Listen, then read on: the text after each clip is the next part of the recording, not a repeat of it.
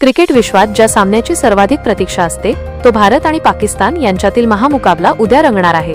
मात्र या high voltage सामन्यावर पावसाचे काळे ढग जमा झाले असून युवा फलंदाज अभिषेक शर्मा खेळणार की नाही याबाबतही अद्याप शंका उपस्थित आहे।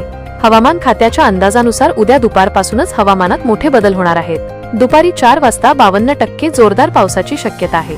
त्यानंतर संध्याकाळी 5 आणि 6च्या सुमारास वादळी वाऱ्यासह पावसाचा अंदाज अनुक्रमे 48% आणि 36% वर्तवण्यात आला आहे। सामना उद्या भारतीय वेळेनुसार संध्याकाळी 7 वाजता सुरू होणार असून त्यावेळी पावसाचा जोर कमी होऊन हलक्या सरी असू शकतात। रात्री 8 नंतर आकाश ढगाळ राहील, ज्यामुळे वेगवान गोलंदाजांना मदत मिळू शकते।